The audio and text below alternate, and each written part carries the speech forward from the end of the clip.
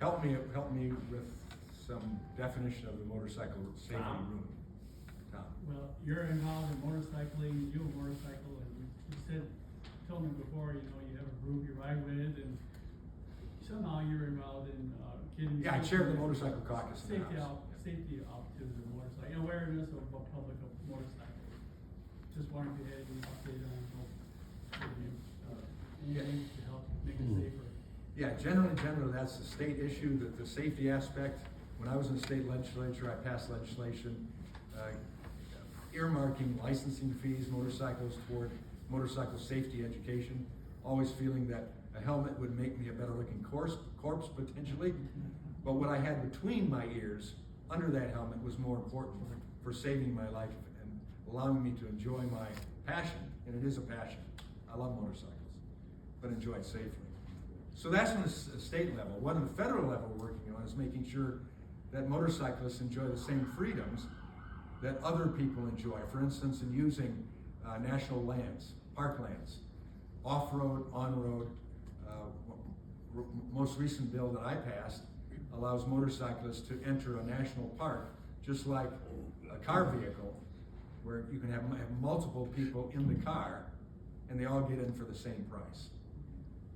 My bill says two cycles can come, might be 4 people on those cycles, and they can enter under one payment fee.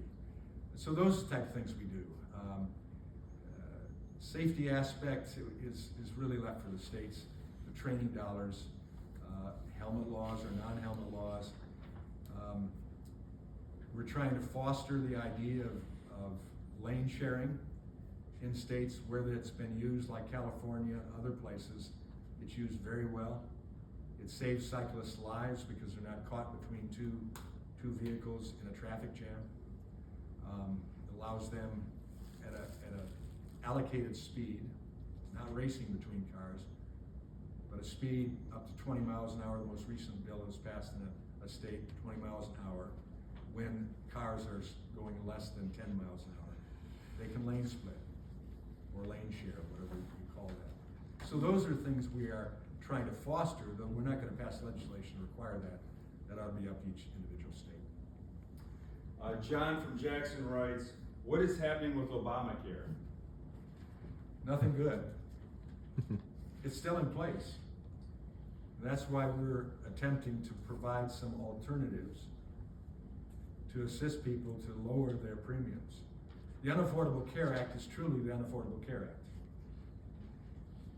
It was evidenced by what the Democrats did during COVID, when they put an enhanced subsidy on for 3 years to try to take up the increased cost as a result of COVID that the Affordable Care Act was burgeoning into and covering those costs.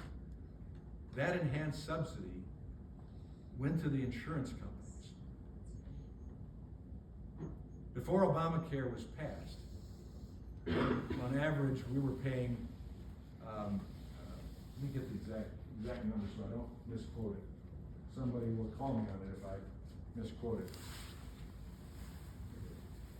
Insurance revenues, the year before the Unaffordable Act was enacted, was $245 billion. Insurance revenues to insurance companies, $245 billion.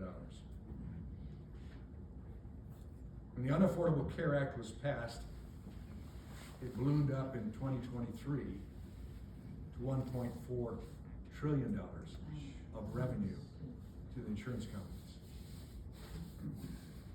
And I'm sure all of you who are on the Unaffordable Care Act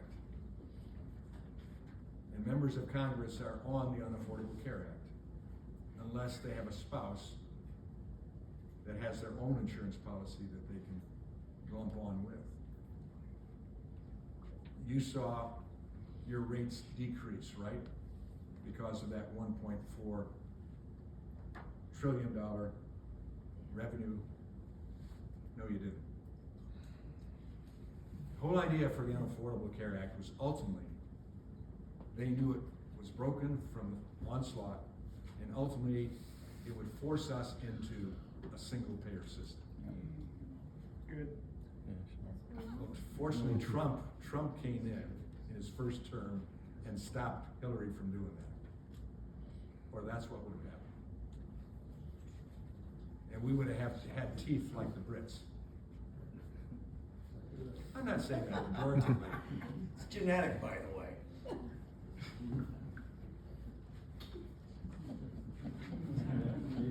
I got an excuse for everything. As No, far we as don't you need that, don't we even need have competition. We need choice. And that's what we put in our legislation, that we hope gets through the Senate, including my bill that allowed association health plans, that says, you know, the unions have great insurance. General Motors, GM, and Ford have great insurance. Big corporations have pretty good insurance. Why can't small businesses offer their employees better insurance? Well, they don't have that scale of souls that they can put toward having a better plan because of the numbers that we cover.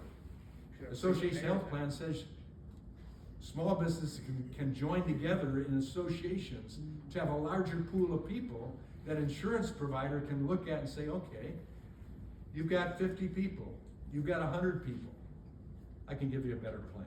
So 350 million. And even better, the employer can say, I can't give you the salary you might get at the Delta assembly plant, but I can give you good benefits.